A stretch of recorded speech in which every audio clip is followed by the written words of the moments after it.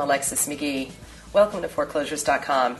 We will be hunting, flipping, and investing for foreclosure profits, and I'm really looking forward to working with you, so thank you for joining me. Before we get started, I'd like to talk to you a little bit about my journey, my success, and why I'm here today.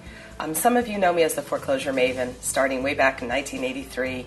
And before I get into my bio with you, I want to share a little bit about who I am and what my mission is for you, my student. To begin, you may know me as a person who invests in foreclosures, but I'm more than that. I'm an educator, I'm an instructor, I'm a person who helps people in need, and I want to help you do the same. My mission here at Foreclosures.com is to make sure that you invest for profits, but at the same time with integrity and honesty in all cases. So again, thank you for joining. Okay, so now that we're here and we're on this journey together, I want to talk about your situation and why you're here, and I want you really to think about that. I have some goals for you this evening. I want you to reflect upon where you are and where you'd like to be, and I'd like you to ask yourself, what are you going to do to change your path tonight? Many of you may not realize that all of us had a journey to get here. Mine was really starting back in 1983. Coming out of college, excited about being in real estate, decided to take the path of being a real estate agent, like you may have. So going back to that time, I was working for a commission, and I was working well at a company called Ellis Commercial Real Estate. But something happened in 1986 that changed things for me. It's called the Tax Reform Act, and it really changed the market. It was also called the real estate recession of the 90s because during that time there was a large influx of foreclosures. We had huge bank failures, and I was an agent at that time struggling. I had to reinvent myself, and I reinvented myself to become a real estate owned specialist. Now, some of you may not know that term, real estate owned, but it's what the banks called their inventory of foreclosures. And at a time where there were no REO departments when I got started, there was loan officers who were trying to sell these bad loans. I had to invent the wheel, dealing with banks and dealing with investors and dealing with home buyers and putting these transactions together. And it was a difficult journey. And during that time, a lot of people lost work, a lot of people left the industry, and I evolved into what became an REO specialist for Ellis Commercial. But you would think I was at the top of my game. I was making very good income, but it started to become corporate America. It started to become the rat race where I had no time. So I went from being a struggling agent to a successful agent who had no time and no life. And for those of you who are working in corporate America and who are concerned about their quality of life and where they give their time and wondering, are you ever going to have time for your family or your friends or doing the fun things in life, I can absolutely feel your pain. So during that time, I realized money wasn't all of it. It wasn't the only thing that mattered, and I needed to do something. And so I started looking into how could I do something? And that process turned into, why am I becoming an agent and working for 6% commission when I can become an investor and start making 15 and 20% profit and work for myself and not have to deal with corporate America anymore? So that's what I did. So here in 1992, I left corporate America, my husband left corporate America, and we founded Foreclosures.com, which was really a big turn of events for us. By 95, we're an online company, we're successful, and we're now helping other investors replicate our success. People were asking for help. They were asking, can you show me? And so I did. So it started out with helpful hints that I would write, and then it went into information that I would provide in newsletters, and then it became conferences and hotel rooms. And then I realized I don't want to be on the road anymore. Remember why I started this was to have a good quality of life? So my investing success took me in the path of becoming an educator, and here I am today, talking to you from my home to your home and helping you. And so where I am today versus where I started has been a long journey. Along the way, I got interviewed by many major news outlets asking me, how do you do it? How do you invest? How do you make it so you do it in an honest and ethical way? And that began the story on the cover of the Wall Street Journal. Next thing you know, Wiley's knocking on my door and asking me to write a couple books. And the first one came out in 2008, making huge profits investing in pre-foreclosures without selling your soul. I know it's a mouthful, but that last line was the most important one to me. And then the second book was Advanced Investing Techniques, where you learn secrets nobody else knows. And that's stuff that I learned on the street of hard knocks. And now today, hunting, flipping, and investing for profits, where I want to help you take the right path so that you can go out and you could start making foreclosure profits. But I want to ask yourself, there's some goals I have for you today. I want you to ask yourself, where are you? Are you happy with where you are? What are we going to change? How are we going to change it? And how are you going to get there? And how am I going to help you get there? Because that's why I'm here today. Now, you heard of me speak of making sure we do this with honesty, integrity, and that really ties into my number one philosophy, which is following the golden rule. I just can't imagine becoming an investor and not having the ability to walk down the street with my head high, knowing that I've helped people who are in troubled times, and at the same time provided for my family and my family and their financial success. I want to make sure that you succeed in doing things what we call the right way. So tonight I'm going to share with you not only the steps you need to take to become a successful foreclosure investor, but the steps you need to take to become a successful person. And there is no easy way. I want to make that very clear to you. You're going to hear me speak about things that you probably haven't heard of before today. You're going to hear me speak about things that are hard, like you have to make calls and you have to talk to people about the choices they need to make that may be very difficult choices. And you're going to hear me speak about this because honestly, guys, if I don't tell you this, you're never going to hear it. There's no easy path. There's no magic button. There's no fairy dust here. This is going to take work. Now, you may hear a slight accent. I am from New York.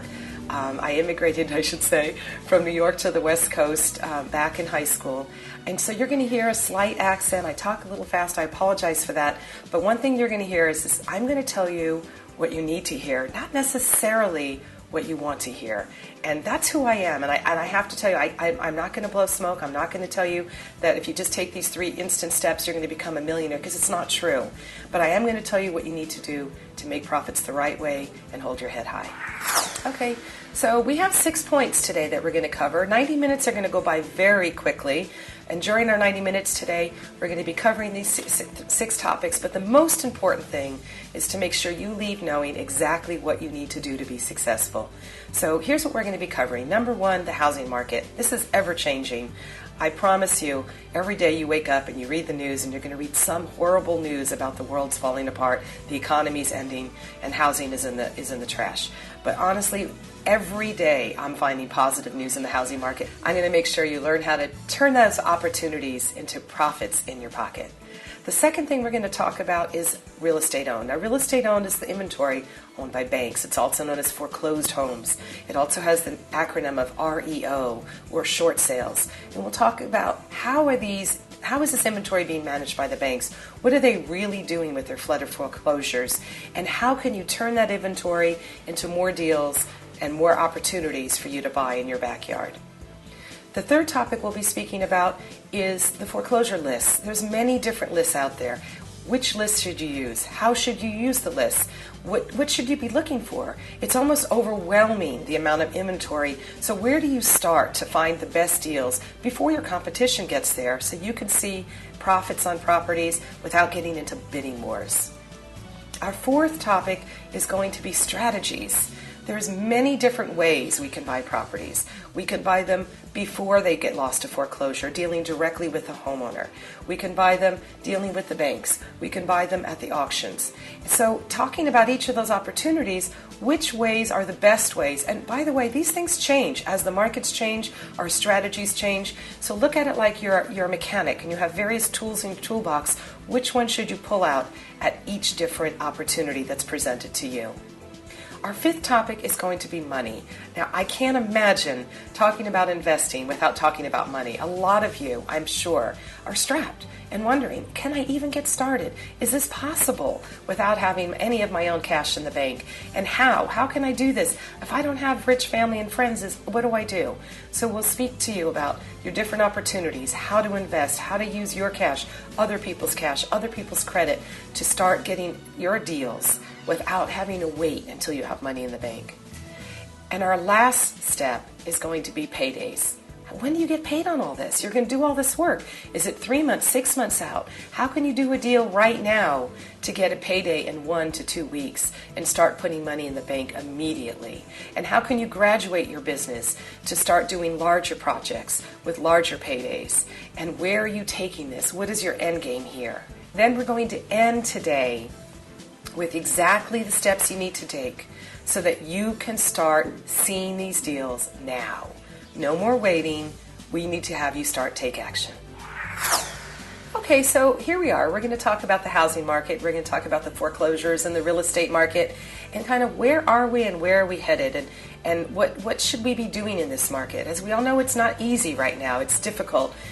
We have had a housing crash, no question about it. But before we talk about today's market, I want to go back in time for just a minute and give you a glimpse about what I went through. As I mentioned, I started in 1983 right out of Arizona State University with real estate finance degree and went right to work at Grubb & Ellis. And in 1986, when that Tax Reform Act passed, it changed our life. Basically what happened was all of these banks had a huge influx of bank-owned properties when syndicators no longer wanted to own real estate, and they decided to hand the keys back to the banks when they couldn't get those tax incentives anymore. So that created over 1,000 bank failures. It was horrible. There were $500 billion in assets that were lost. From 1986 to 1995, the market dropped significantly, by half. We had a huge, huge decline. And during that time, if you think about it for a minute, during that time is when we launched Foreclosures.com, and when I became a foreclosure investor was right there in 92 during the middle of that giant real estate recession. People thought I was crazy. Why are you doing this now? Why don't you stay where you have a good paycheck? But I saw opportunity just like I see today for you. So from 92 to 97, when the market was going down, we were buying, fixing, and selling and making profits in a declining market. And people were scratching their head going, how can this be? How could you do this? Well, the reason I could is because the opportunities were in front of me, I had the money to back me, and I had the knowledge to buy below market. And I knew this is not the time to hold. I need to get in and get out and make your money and run, and did very well during that time. But then, as every real estate cycle, it changed. In 1997, the real estate decline started to slow down, and all of a sudden we started to see a peaking in the foreclosure market, where the number of homes being lost to foreclosure started to actually go down. And as that started to happen, the inventory wasn't being cleaned up anytime soon. It took a long time. It took really all the way until took all the way until 2002 before our inventory started to finally catch up with supply and demand. And so it was not easy during that time, but we did see the market start to turn slowly. But once we finally hit in 2002 and the foreclosure inventory really started to clean up and we did not have the glut anymore, think about what happened, guys, from 2002 and 2005. Think about it. If you were around, you saw it. Houses doubled, tripled in value. We had bidding frenzies. We had mortgage market throwing money. If you could just fog a mirror, you can buy a house. We had negative amortization loans where you could buy a house and your payment could actually be less than the interest accruing on it. We had option arms where you could choose to only make an interest payment versus a payment that month. We had craziness in the market. And like any real estate market, the pendulum swung, and it swung too severely. We went from real estate recession to flood of foreclosures to real estate appreciation to mortgage market going crazy. By 2005, there's something called the subprime market, where the inventory was being fueled by the sale of subprime mortgages that were no longer financing people who can qualify for a house. They were just giving loans to anybody who was breathing. By 2005, wow, they realized this is not working, and the subprime market blew up. Now, you may think that this market from 2005 to where we are today has been horrible, and it has been. We've had, a half-price correction, but it's just happened faster this time. So what happened this time was rather than the slow pendulum move to correction, we had a very quick correction, and it was painful. And so during this time, rather than having 1,000 banks foreclosed on and $500 billion in assets lost, we've had 259 bank failures and a lot of shotgun marriages. So it's just been different this time. So here we are today, huge price declines. Everybody's scratching their head wondering, is the end behind us? Where are we in this mess of a foreclosure cycle? And I'm about to share with you some numbers on our foreclosures that I think are going to be quite surprising. So some of you may be thinking foreclosures are out of this world. They're high, they're horrible. We're in a flood right now. It's not getting any better. But I don't think you guys realize that our foreclosure numbers, our delinquency numbers, our houses that are in trouble actually have already peaked. They peaked in the third quarter of 2009. and they've been dropping every month since then. Now, since 2009, we have not seen a real rebound in the housing market. We saw tax credits given out. They gave kind of a false bottom. We've seen a slow recovery, and we've seen a bottom forming, but we really haven't seen a strong recovery. So people are wondering, is it ever going to come? But interesting enough, as we start looking at the numbers, what we're going to see now is that right now, our new homes in foreclosure and our new homes falling behind in foreclosure are at levels not seen since 2008. So I could say without a doubt that the worst is absolutely behind us. Right now, mortgage delinquencies, which to me are the most important number, tell us how many people are getting into trouble. And they have been dropping now for 5 straight quarters. Our homes that are in default, the houses that are in pre-foreclosure stage, that have missed 3 or more payments, are at a 48-month low right now. Our homes that are scheduled for auction, that are about to go to sale, and the homeowner's about to lose their home, we're at a 31-month low right now. Our REO foreclosures, which are the bank-owned houses, the new foreclosures going back to the banks right now, we're at a 22-month low.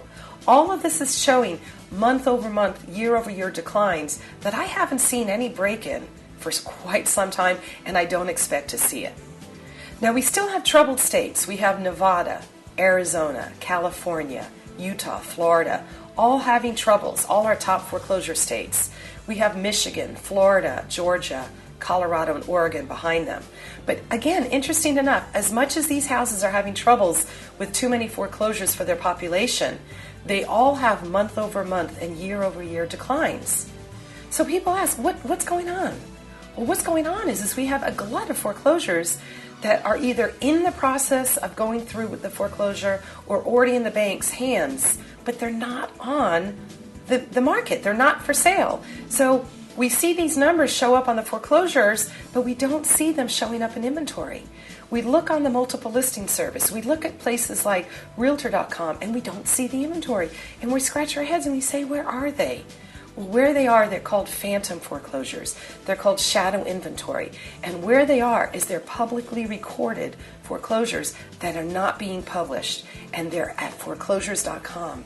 And that's why you're here today, is I'm going to show you how to find this inventory, how to get in front of the right people and buy it where your competition is not. So that gives you a picture of what's happening in the foreclosure market. But then when you look at what's happening in the residential housing market, it's not quite the same. It doesn't quite add up. You look at the residential housing market and you think a healthy market, we should have a 6-month supply of homes. We should have, that would give us an equal opportunity for both buyers and sellers to have a healthy real estate market that gives everyone an opportunity to buy. But that's not what we have right now. Right now on the multiple listing service, we have a little over a 9-month supply, but it's shrinking. The good news is it's no longer growing. We were up to 13 months at some point, but because we don't have more foreclosures entering the market, because we don't have home builders flooding the market with new homes, thank goodness permits and construction are at a standstill, we are able to slowly absorb this excess inventory. The other bright spot in the housing market is housing formation, where we are actually seeing more people needing housing, which is actually taking a chip away at the inventory. Now, many buyers are renting right now. Many people who could afford to buy a home are just flat out scared to get out there and buy a home. But interesting, if you look at affordability right now, and you go back in time and you ask yourself, do you remember when you first rented your first apartment, when they asked you how much money do you make and how much they considered affordable towards your rent? I think we all remember, at least I do, about a quarter of your income, right? 25% of your income go towards rent, that's reasonable. And back in 2005, during this whole subprime mortgage mess, lenders were financing up to 50% of your income towards a mortgage. That was unsustainable and unhealthy. Right now, affordability based on the average wage and the average mortgage payment based on these unbelievably low interest rates that we have right now, affordability is you can take a home and afford to buy it with just 20% of your income. We are at levels we haven't seen since the 1970s. And I want to get the word out because buyers don't realize this as they sit there scared in their rental units and they're paying 25, 30, 35% of their income towards rent. Look up, guys. You could buy a home for 20% of your income right now. And you can lock in 30-year mortgage rates at 4.5%. This is unbelievable. There's never been times like this. And because of that affordability, and because it's actually cheaper to buy than it is to rent in most markets, this housing mess is not going to be here for long. It's not going to take long before people realize renting does not make sense. And buyers are slowly and actually right now starting to realize that and coming back into the market. And now something else is happening, something I've never seen in my lifetime before, is foreign buyers are coming in and buying our properties. People in the UK are buying on the East Coast, buying in Florida and along the East Coast to put their kids into universities here because the dollar has put America on sale. Because our housing prices are so low, they're just plunking up and buying property for cash. People in China are buying properties on the western U.S., San Francisco and L.A. People in Mexico and in South America are buying properties in the southern parts of the country. Because housing is on sale in America, foreign buyers are seeing things that we're simply not seeing. And they're coming here in groves. It's exploding. So the combination of an increase in housing formation, combination of renters realizing that it's more affordable to buy, and foreign buyers coming here and buying houses, I've yet never seen times like this before.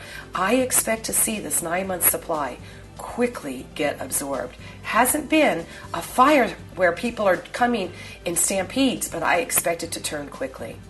And if we keep interest rates as we have, monetary supply right now is so loose. If we keep interest rates where we have, I can expect to see the banking industry continue to be looser on their underwriting, because that's really what's holding up a lot of our buyers. It's tough to get a loan right now. Down payment and credit qualifying is not easy. As they start to ease that, I can see a flood of buyers coming to this market, and I can see this recovery really taking shape. Nobody knows exactly when the housing bottom has happened. All we know is that there isn't another chance at another bite at this apple, guys. The bottom is back. The question is, how fast will this recovery happen? And are you going to get in now, or are you going to wait? And I suggest you don't wait. I suggest you don't try to time this market.